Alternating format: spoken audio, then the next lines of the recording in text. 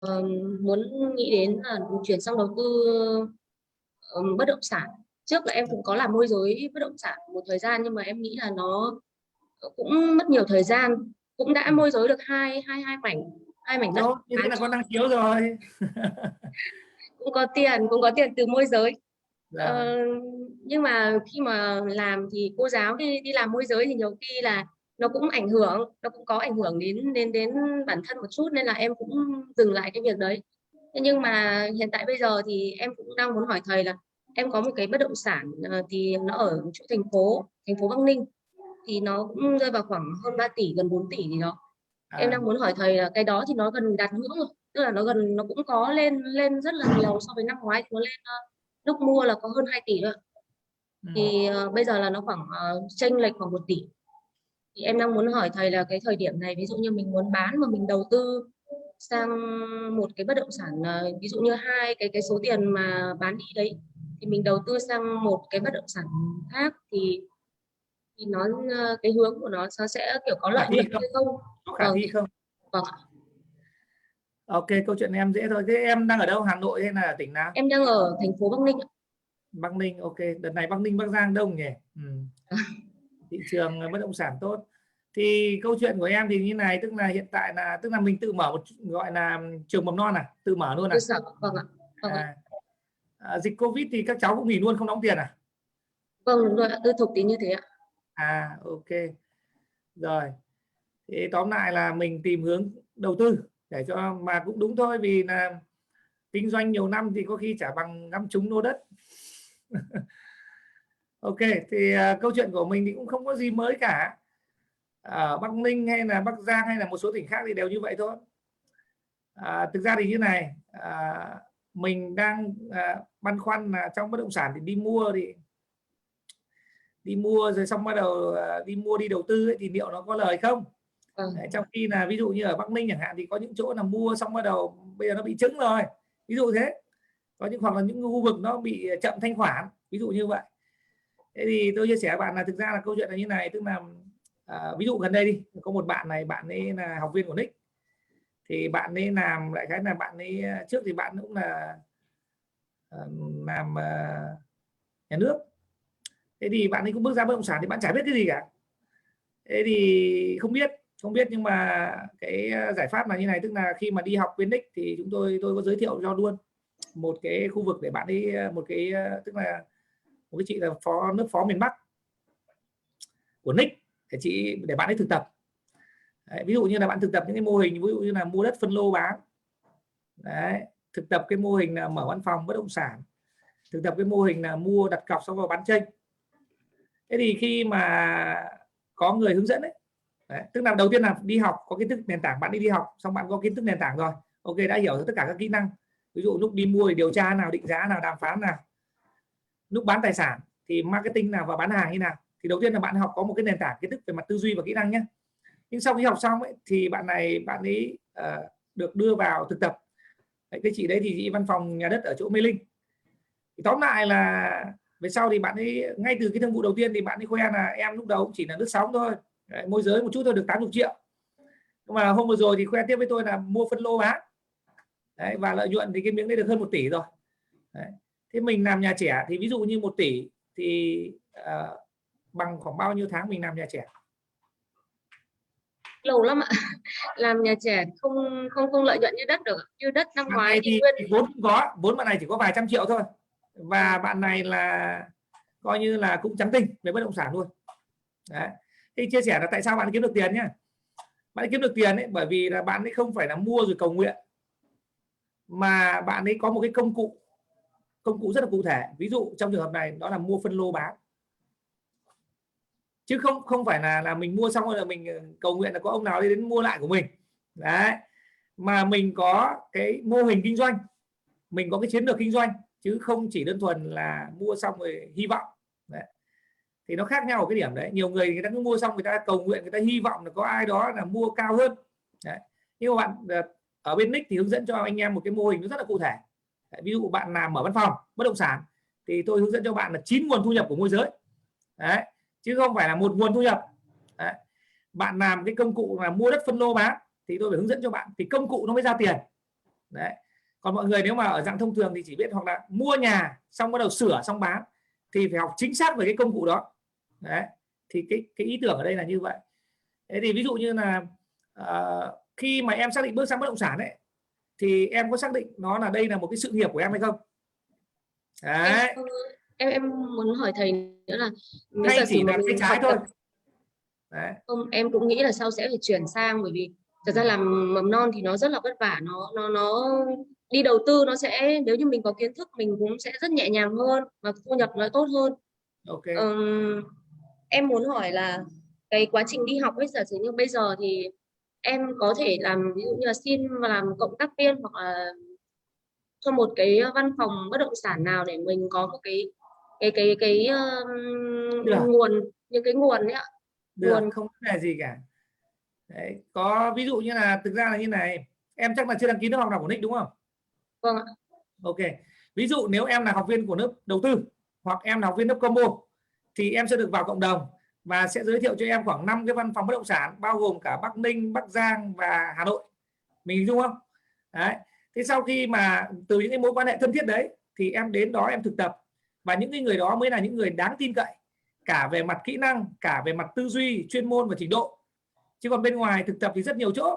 Ví dụ không thiếu gì nơi thực tập cả, em có thể vào những cái công ty lớn, ví dụ như là Đất Xanh Group hay là Sen Group hay là ví dụ như làm thổ cư Tuấn 123 hay Thiên Khôi vân vân.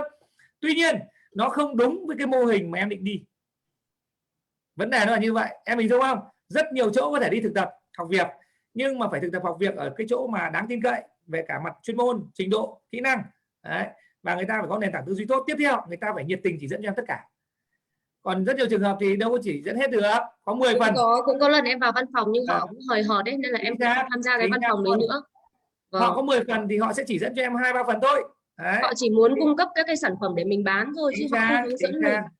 Bên Thế này nên thì là em cộng đồng cũng Nick khác, không bên tham này gia. cộng đồng Nick khác, tức là bạn đến đây tôi dạy cho bạn, tức là tôi chia sẻ cho bạn hết bí quyết, xong bạn về địa phương bạn mà làm, quan trọng gì. Em muốn hỏi thầy nữa thôi ạ. Cái cách thức mà mua đất không đồng ấy ạ, thì em muốn thầy hướng dẫn chi tiết hơn một chút cho em đấy ạ. Ở đây không đủ thời lượng, bình thường nó phải mất tầm khoảng độ 4 tiếng riêng cái phần đấy, không đủ thời lượng. Nhưng về cơ bản thì ví dụ như có trường hợp thì mua 100% bằng tiền của ngân hàng, thì ví dụ đấy là một cách. Đấy. Cái phần mà kêu gọi vốn ạ, nếu giả sử mà kêu gọi vốn như thế thì họ sẽ có cái cách chia ấy ạ. Thì vụ đấy cũng chuyện đấy cũng rất dài tập luôn, không đủ thời lượng. Nôm na nó là hợp tác. Đấy. Thì vay là một cách, hợp tác là một cách. Đấy. Đấy, nhưng mà chia sẻ là thực ra là hợp tác ấy, thì bây giờ là một là mình hợp tác nhá, thì giả sử người ta có tiền, mình thì không có tiền, nhưng mà kiến thức mình chả có, kinh nghiệm mình chả có, thì người ta có muốn hợp tác với mình không? Đấy thì là một câu hỏi.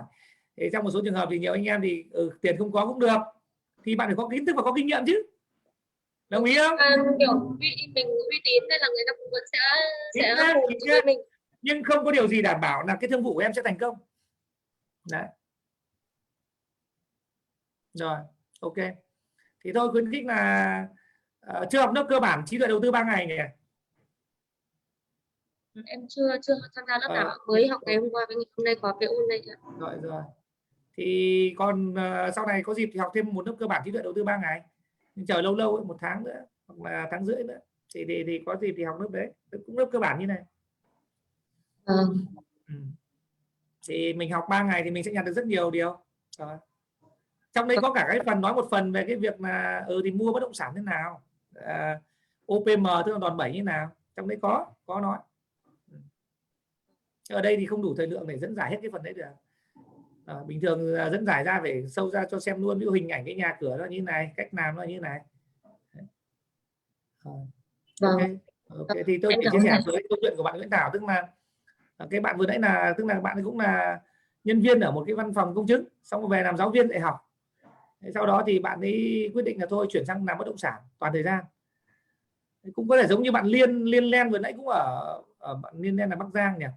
Một bạn nữa ví dụ như là ở Bắc Ninh, đợt vừa rồi đi học thế học của tôi xong, bạn ấy về bây giờ tính ra xây cũng được, là bạn ấy là quản lý cho cái công ty đấy thôi, 40 nhân viên 40 nhân viên ở Bắc Ninh luôn. Nên là tôi nghĩ là do là thứ nhất mình đang còn thiếu kiến thức này, mình thiếu kinh nghiệm này, nhưng mình còn thiếu cái nữa rất quan trọng là thiếu mối quan hệ chất lượng. Đấy. những anh em mà có thể dìu dắt mình về đầu tư được. Đấy. Còn về ý tưởng thì tôi khuyến khích bạn là nên mạnh dạn bước sang đầu tư. Đấy. Nên mạnh dạn bước sang đầu tư, mình tính được luôn mà. Tôi vừa hỏi bạn là đấy, bạn kia chỉ trong vòng 6 tháng, đấy, chưa đầy 6 tháng, 4 tháng học tập và thực tập là cũng trong anh em trong cộng đồng nick cả thôi. Đấy. Thì có 3, 4, 5 văn phòng để thực tập ở đấy thì kiếm được 1 tỷ. Và tôi có hỏi là đấy, thì nếu mà để kiếm được 1 tỷ mà lợi nhuận luôn nhé, thì mình làm nhà trẻ thì bao lâu mình sẽ được 1 tỷ? Đấy. Rất lâu. Rồi, đúng rồi, thì cái câu hỏi đấy rất quan trọng. Rồi. Ok, rất cảm ơn phần chia sẻ của bạn Nguyễn Thảo. Tôi chúc thực ra sự thay đổi sẽ đến rất nhanh, khi chẳng qua là mình chưa quyết tâm thay đổi hay chưa thôi. Còn khi bạn thay đổi, sự thay đổi sẽ đến rất nhanh. Rồi. Giống như một số anh em, giống như sáng nay các bạn nghe câu chuyện của bạn Dung không? Sáng nay Nguyễn Thảo nghe câu chuyện của Dung không? Có. Mấy tháng? Dung mới là tháng 11 tới tháng 10 10, đấy. 11 tháng 12 thì mới Đúng bắt đầu rồi. làm. 11 Và mới cũng đi là học, một tháng người, 12 mới làm. cũng là một người chủ doanh nghiệp, và sau đó thì chẳng qua là gặp khó khăn trong cái việc kinh doanh, về việc là tư vấn du học mới chả là xuất khẩu, đúng không? Thì câu chuyện là như vậy. Chuyển hướng trước khi quá muộn. Rồi, đằng nào thì cũng gọi là nhảy đầu sớm.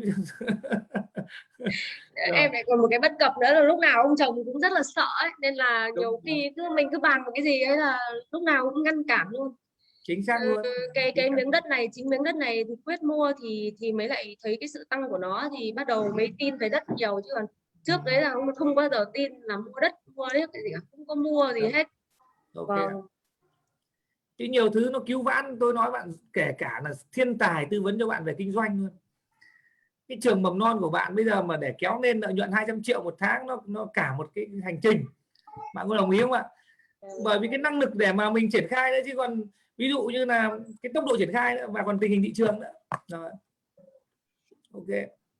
Thế nên là kể cả là siêu sao cho bạn tư vấn về kinh doanh mà giúp bạn kéo lên, ví dụ như đang là thu nhập 30 triệu trừ đầu trừ đuôi, hoặc 50 triệu mà lên 300 triệu 500 triệu một tháng, thì tôi nghĩ là cũng hơi bị khó đấy, không phải đơn giản để kéo năng lực của bạn lên một phát lên ngay được.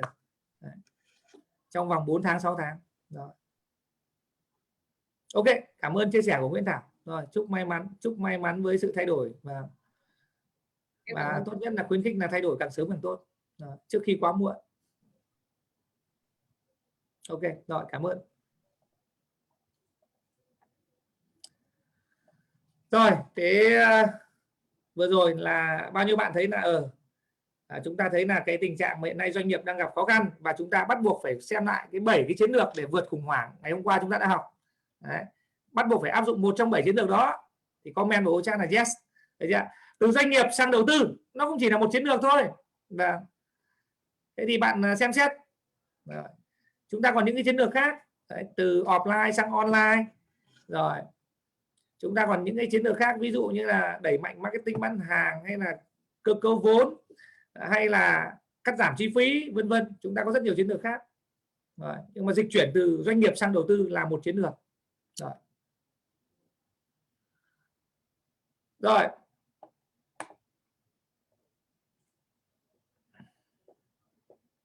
Ok. Thế có lẽ là như này. Thì bây giờ thì chúng ta sẽ sang cái phần chia sẻ tiếp theo rất là hay. Và phần chia sẻ tiếp theo này là sẽ giúp cho các bạn có cái nhìn cả một cái bàn cờ luôn.